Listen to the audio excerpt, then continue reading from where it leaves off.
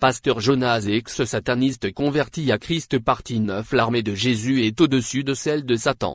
Sachez que Jésus est en train de recruter des soldats pour son armée. Si tu entres dans l'armée de Jésus, tu auras la puissance, la force de marcher sur l'armée de Satan. Jésus lui-même a dit, « Je vous donne le pouvoir de marcher sur les serpents, les scorpions, sur toute la puissance de l'ennemi et rien ne pourra vous nuire. » Ainsi si tu entres dans l'armée de Jésus tu auras le pouvoir de marcher sur les sorciers, sur les magiciens, sur les catcheurs, sur les rosicruciens, sur les écancars, sur les démons et même sur le diable, et rien ne pourra te nuire. La Bible dit dans Job 7:2.1 Le sort de l'homme sur terre est celui d'un soldat. Si tu entres dans l'armée de Jésus, tu seras accompagné par des miracles. Marc 16:2.17-18 Voici les miracles qui accompagneront ceux qui auront cru. En mon nom ils chasseront les démons, ils parleront de nouvelles langues, s'ils imposent les mains aux malades, les malades seront guéris. Ils saisiront des serpents, s'ils boivent des breuvages mortels, cela ne leur fera point de mal. Les ennemis de Satan. Lucifer a 3 catégories d'ennemis. La première catégorie, c'est la femme parce que c'est elle qui a donné naissance à l'enfant qui est venu détruire les œuvres du diable. Parce que c'est encore elle qui continue de mettre au monde les serviteurs de Dieu qui détruisent les œuvres du diable. La deuxième catégorie, c'est toute personne qui garde les commandements de Dieu et qui retient le témoignage de Jésus.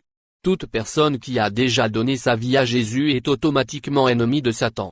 La troisième catégorie, c'est toute personne qui est née d'une femme, y compris les sorciers qui pourtant travaillent pour le diable.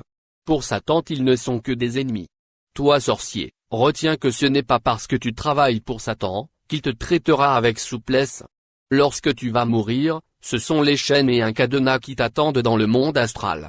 Le mystère de la mort lisons Deutéronome 32.19, Ecclésiaste 8.2.8 et Jean 14.2.6.2.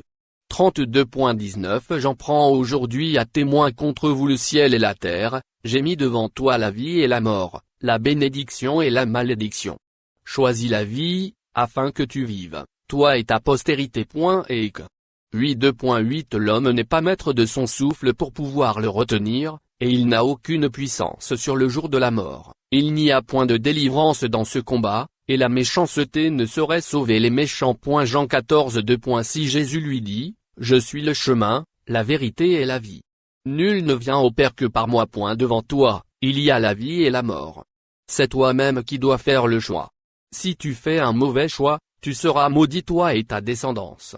Mais si tu fais un bon choix, tu seras béni, toi ainsi que ta postérité, comme nous venons de le lire.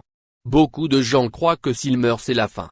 Mais sachez que pour un pécheur, la mort c'est le début de la souffrance. J'ai vécu dans le monde de Lucifer. J'étais dans le monde astral. J'ai vu des choses horribles, mais bien aimées. Pour toi qui as le privilège d'avoir ce témoignage, tu n'auras aucune excuse devant le Seigneur. J'étais mort le 20 décembre 2003. Et les gens se préparaient pour aller m'enterrer. Mais pendant ce temps, j'étais déjà dans le monde astral, enchaîné des pieds jusqu'à la bouche, avec un gros cadenas. Je vous invite à mettre vos vies en ordre devant le Seigneur. L'homme n'est pas maître de son souffle pour pouvoir le retenir. Il n'a aucun pouvoir sur le jour de sa mort. Quand la mort vient, qui que tu sois, la mort n'aura pas peur de toi.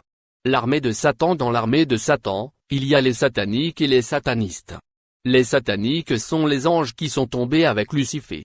Mais les satanistes sont les êtres humains qui travaillent pour Satan. Les sataniques sont les anges rebelles. Ce sont eux qui occupent la deuxième position. Et ils sont au nombre de 144 000. Cela veut dire le tiers des anges de Dieu qui étaient corrompus par Lucifer. Sur les 144 000, Satan a pris 72. On les appelle les 72 dieux. C'est avec ces 72 dieux qu'il a formé son gouvernement. Il a réparti les 72 en 9 groupes. Et dans l'Église catholique, qui n'est autre qu'une boîte satanique, les 9 groupes sont appelés les 9 cœurs des anges. Et ici j'attire votre attention, ne faites jamais de prière adressée aux anges. Il faut prier Dieu au nom de Jésus. C'est au nom de Jésus que nous avons la protection. N'invoquez jamais les anges parce que le diable a donné à ses anges les noms des anges de Dieu. En tant qu'enfants de Dieu, nous n'avons pas besoin d'invoquer les anges, parce que devant Dieu, nous avons plus de valeur que les anges. Pour ce qui est des 9 groupes, Satan appelle le premier, Les séraphins, or chez Dieu il y a aussi les séraphins.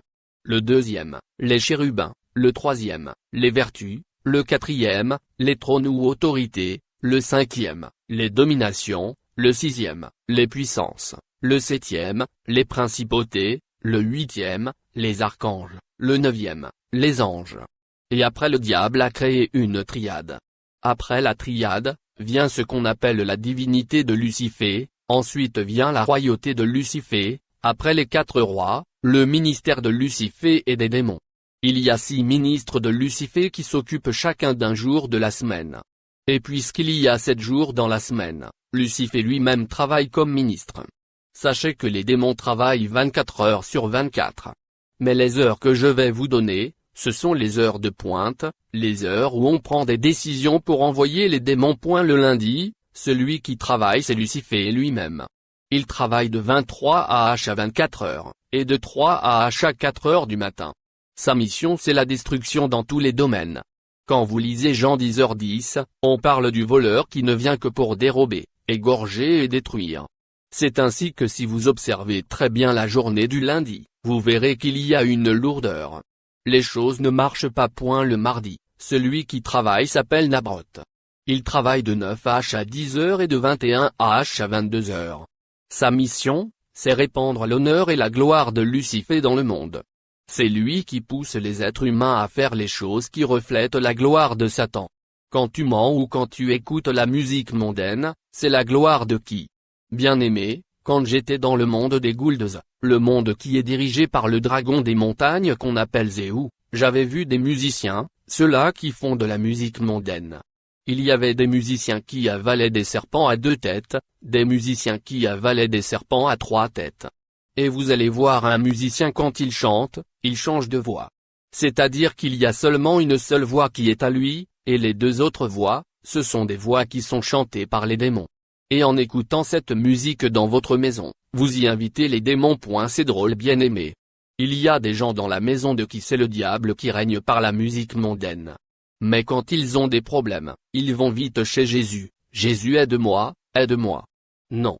Jésus ne va pas t'aider car dans ta maison c'est le diable qui règne. Ici j'attire l'attention des parents. Ne vous pliez plus aux caprices de vos enfants. Parce que quand ils mettent les musiques mondaines dans vos maisons, les démons rentrent, et c'est tout le monde qui est touché par ces démons. Quand les démons rentrent et mettent du désordre dans la maison, il y a des blocages et des difficultés, et personne n'y échappe. En tant qu'enfants de Dieu, nous devons savoir que nous sommes dans le monde, sans être du monde. Tu risques de rater le ciel à cause des bêtises. Les anges de Satan qui travaillent ont une multitude de démons. Satan est là et prend des décisions pour envoyer les démons. Un seul ange de Satan peut avoir plusieurs légions de démons, or une légion de démons est constituée de 13 000 démons. Quand tu obéis à cet ange qui travaille pour Satan, ce que tu fais là, c'est une adoration qui est orientée vers Lucifer. Or si tu adores le diable au travers de ton acte, comment est-ce que Dieu peut te bénir? Le diable peut-il te bénir? Le diable n'a pas de bénédiction, comment donc peut-il te bénir? Lui-même est maudit, il a la malédiction. Si tu l'adores, tu seras aussi maudit comme lui. Le mercredi, celui qui travaille c'est Astaroth. Ici j'aimerais insister. Il travaille de 21 h à 22 h. Sa mission c'est répandre l'orgueil et la considération personnelle dans le monde. Il y a des gens qui sont compliqués. Quand ils arrivent quelque part, il faut qu'on sente qu'ils sont là. Les autres n'ont rien à dire. Quand ils sont là, ils cherchent toujours à se mettre en évidence. Moi je sais. Qu'est-ce que tu connais toi? Moi. Qui es-tu? Si le Seigneur Jésus retire seulement ton souffle, tu seras une poussière qu'on va jeter quelque part. L'orgueil précède la chute. La Bible dit dans Jacques 4:2.6. Dieu résiste aux orgueilleux, mais il fait grâce aux humbles. La Bible nous dit également dans Jacques 4:10 humiliez-vous devant le Seigneur, et il vous élèvera. L'humilité précède l'élévation. L'orgueil, pourquoi l'orgueil? L'orgueil devant les parents, l'orgueil partout. Si tu as l'orgueil, sache qu'il y a des démons en toi. Le diable lui-même a perdu sa place au ciel à cause de l'orgueil. Cet ange du diable travaille même avec des soi-disant serviteurs de Dieu. C'est ainsi que vous allez voir des gens qui prêchent remplis d'orgueil. Quand vous voyez des hommes de Dieu qui prêchent avec orgueil, sachez qu'ils sont manipulés par le diable. Le jeudi, celui qui travaille c'est Akam. Il travaille sérieusement de 9h à 10h, de 21h à minuit, et de 3h à 4h du matin. Sa mission est de répandre la haine et la division dans les églises et les familles. Ça marche de pair avec le 5e commandement de Lucifer qui dit, allez propager la haine et les divisions dans les églises. Le vendredi, celui qui travaille s'appelle Béké. Il travaille de 23h à minuit. Sa mission, détourner les gens de l'œuvre de Dieu et les soumettre aux richesses ainsi qu'à l'autorité de ce monde. Si tu analyses très bien ta vie, tu verras qu'il y a une différence entre la manière dont tu servais Dieu et la manière dont tu le sers maintenant. Tu verras que tu as beaucoup régressé. C'est ce démon-là qui en est à l'origine. Il te conduit tout droit vers la malédiction. Parce que la Bible nous dit dans Jérémie 48:2.10 maudit soit celui qui fait avec négligence l'œuvre de l'Éternel. Et Jésus lui-même dit dans Apocalypse 2:2.4-5 mais ce que j'ai contre toi, c'est que tu as abandonné ton premier amour. Souviens-toi donc d'où tu es tombé, repens-toi, et pratique tes premières œuvres. Mais Béké ne travaille pas seul. Il travaille avec un démon qui s'appelle Pancha. C'est le démon qui coordonne les esprits des morts. C'est pour cela que dans la secte catholique, il y a la messe des morts le vendredi. Ici j'ouvre une parenthèse. Dans la messe de Requiem, s'il y a un fidèle de cette secte satanique qui est mort, vous verrez, on va porter le cercueil, on le met devant la porte. On va fermer toutes les portes, et vous allez voir ces soi-disant sacrificateurs venir là avec un acolyte. L'acolyte tient un vase où il y a de l'eau qu'on appelle eau bénite. Dans ce vase il y a un truc qu'on appelle le goupillon. Le prêtre va le prendre et commencer à asperger avec force le cercueil. Et ce n'est qu'après cela qu'on va ouvrir la porte, et les gens vont entrer, même le cercueil, et la messe va commencer. À un certain moment, vous allez entendre le prêtre dire, « Il est grand le mystère de la foi ». Souvent on le chante. Il va ensuite prendre l'encensoir, va commencer à contourner le cercueil, et vous verrez que le cercueil sera dans la fumée. Quand il dit, « Il est grand le mystère de la foi », c'est à partir de ce moment-là, qu'il y a une pierre blanche qui se trouve du côté gauche de la sacristie, cette pierre s'ouvre et il y a 4 légions de démons qui entrent. Quand ils entrent, ils marchent sur les têtes des gens qui assistent à cette messe-là. Ensuite ils vont entrer dans la fumée qui entoure le cercueil. Et là, vous allez sentir l'odeur de l'encens. Une fois que tu aspires cette odeur, les démons entrent en toi. Et là, je prends le Dieu qui m'a délivré à témoin. Si ce que je vous dis n'est pas la vérité, que mon Dieu me frappe même maintenant. Ce que je vous dis, c'est la vérité et tous les prêtres le savent. Un conseil gratuit. N'entrez jamais dans cette boîte satanique. Si par exemple, dans ton quartier, quelqu'un meurt, si les membres de cette boîte satanique, si tu choisis d'aller à l'enterrement, dès qu'ils arrivent devant leur temple, restez à l'extérieur jusqu'à ce qu'ils finissent leurs bêtises. Quand ils vont sortir, vous les accompagnez au cimetière, c'est tout. Quand j'étais sataniste, j'avais des livres mystiques. J'avais la Bible Tob, la Bible de Jérusalem, je vous expliquerai comment on utilise les livres deutérocanoniques ou les livres apocryphes. Comment on les transforme en prières mystiques. La vraie Bible comporte 66 livres. Les livres qu'on ajoute, Siracide, Esther grec, Daniel grec, Maccabée, tous ces livres-là sont des livres ajoutés par le diable. J'avais le 6 et le 7 livres de Moïse. Or dans la Bible, le Pentateuque a 5 livres qui sont, Genèse, Exode, Lévitique, Nombre et Deutéronome. Mais dans le satanisme, il y a le 6 et le 7 livres de Moïse. J'avais un livre sur lequel était écrite incantation. J'avais même des grimoires. J'avais le grimoire Pentacle de Saint-Pierre, grimoire Pentacle de Saint-Jean-Baptiste, grimoire Pentacle du roi Salomon, grimoire Pentacle de Pixie. Et quand vous lisez les grimoires, vers la fin il est écrit ceci, tout prêtre est magicien. Je vous dis vrai, tout prêtre est magicien. Voulez-vous la preuve? Quand vous allez au cimetière, vous voyez un magicien, il arrive sur une tombe, dans la tombe, il y a des ossements. Le magicien prend 2 bougies, il les met là-bas et commence à faire des incantations. Vous allez également dans un temple catholique, là devant sur l'autel, quand le prêtre quitte la sacristie, il vient avec ses acolytes et les autres serviteurs, ils arrivent devant au niveau de l'estrade. Tout le monde se met à genoux et lui, il va monter seul. Il arrive là et doit baiser l'autel. Donnez-moi un passage biblique, de la Genèse jusqu'à l'Apocalypse, où on nous dit qu'un sacrificateur pour faire la messe doit baiser l'autel. Que se passe-t-il, bien-aimé? Il y a deux pierres, c'est ce qu'on appelle la notion du purgatoire. Ces deux pierres ont été coupées à Jérusalem. Là où il y avait le sépulcre de Jésus, à l'entrée il y avait une pierre, et à l'intérieur il y avait une autre pierre où on avait allongé le corps du Seigneur.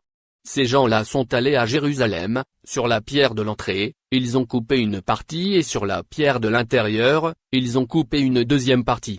La partie qu'on a coupée de la pierre de l'entrée est appelée le pétra, et celle qu'on a coupée de la pierre de l'intérieur est appelée le pétro. Ils ont pris les deux pierres et les ont emmenées dans le mont d'Arinstron. Et arrivés là, par des cérémonies mystiques, ils ont agrandi ces pierres. Partout où on veut construire un temple qui doit abriter cette religion-là, on doit aller dans le mont d'Arinstron pour couper des morceaux de ces deux pierres. La première pierre, pétra, c'est celle qu'on met pendant qu'on construit le temple, au tuyau de la fondation, du côté gauche de la sacristie. Avec ces deux pierres, quand un sataniste veut se rendre dans le monde des ténèbres, il lit une incantation qui est dans le livre qu'on appelle Missel, c'est un livre de messe. Ils lisent les paroles que je ne peux pas citer ici. Et après, quand ils se rendent à un endroit où il y a un bâtiment qui abrite cette religion, ils peuvent seulement tourner 3 fois, et automatiquement, la pierre de la sacristie sera visible. C'est la nuit qu'ils le font, et dès qu'ils la touchent, ils entrent par là, et vont dans le monde de Satan. La deuxième pierre, c'est ce qu'on appelle la pierre d'autel. On met cette pierre là-bas. Même les jeunes gens qui sont dans la colita, dans la liturgie, on leur donne ces enseignements. Et dans la liturgie, on leur dit que cet endroit s'appelle le tombeau d'autel. Voyez vous-même, un tombeau dans l'église de Dieu. Mais bien aimés, il y a des choses qui sont vraiment claires. Est-ce qu'on peut trouver un tombeau dans une église? Et ainsi quand il arrive là, à côté de cette pierre, il y a des reliques. Souvent ce sont des ossements. Si l'église porte le nom d'un saint, on mettra les reliques de ce saint-là. Et quand le prêtre arrive, quand il baise l'autel, automatiquement il devient mi-homme, mi-animal, sa langue devient la langue du serpent. Et il commence à lire la messe. Ça crée le contact avec le monde des ténèbres. Mais quelle est la différence entre le prêtre qui fait ça et le magicien qu'on trouve au cimetière? Les deux bougies représentent les deux piliers de l'arbre de vie kabbalistique. La bougie de la droite est appelée pilier de la miséricorde, la bougie de la gauche est appelée pilier de la rigueur. Et ça permet la descente des divinités solaires. Et maintenant quand on prend l'encensoir, on met l'encens, il y a la fumée qui monte. Ça c'est pour atteindre la 9e émanation, qui est l'émanation de Lucifer, pour faire descendre l'influence de Lucifer dans l'église. Faites très attention, tout ce que je vous dis, c'est la vérité. Parlons maintenant du démon qui travaille le samedi. Le samedi, le démon qui travaille, c'est Nabam. Il a 2 missions. Il travaille de 23 à minuit. Sa première mission, c'est pousser les humains à l'entêtement.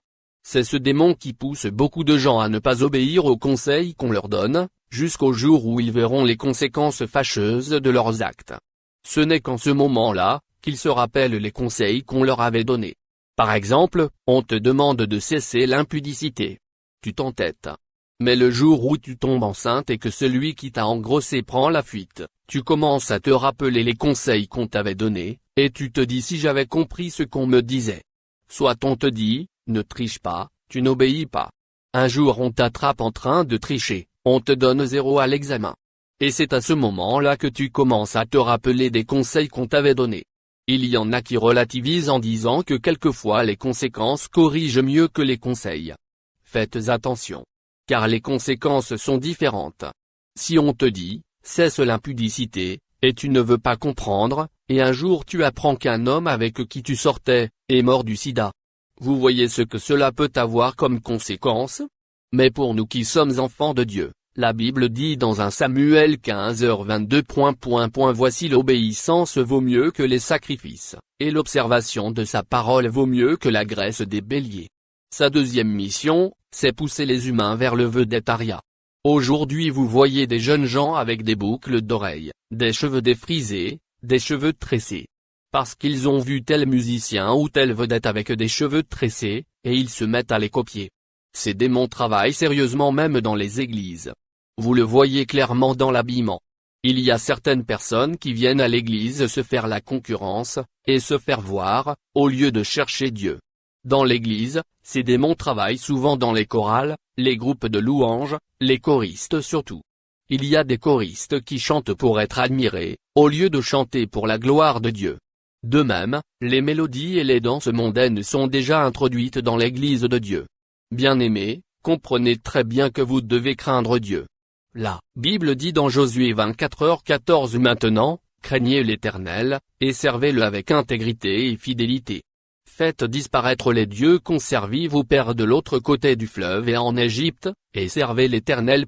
Et le samedi, il travaille avec Sankai, le démon de la musique. Vous connaissez le musicien Pépé Calais, il est déjà décédé. Quand vous suivez ses anciens albums, il parlait de Sankai.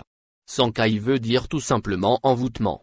Il y a des enfants de Dieu qui disent, « Moi je n'écoute pas la musique congolaise mondaine. J'aime le zouk, le slow, le reggae, la musique rock. » Il y a des chrétiens qui ont ces histoires dans leur maison. Ils ont des CD, des DVD de zouk, de slow, etc. De Céline Dion et autres. Est-ce que vous savez que Céline Dion est une prêtresse de Lucifer? Madonna, Shakira, Britney Spears. La liste est longue. Mais il y a des chrétiens, des frères et des sœurs qui ont ces histoires dans leur maison. Sachez que c'est la gloire de Satan. Connaissez-vous l'album Qui Buisa en Pimpa? Je n'ai pas le temps de vous expliquer cela. Qui Buisa en Pimpa, à la queue leu, et fracata, là où on vous dit Dieu est grand, l'homme est petit, tout le monde le sait. Le Dieu qu'on cite n'est pas le Dieu créateur. Même le Dieu qui est cité dans la religion musulmane. Quand ils disent Allahu Akbar, Dieu est grand, ce n'est pas le Dieu créateur, c'est un autre. Que la grâce du Seigneur Jésus-Christ soit avec vous. Amen.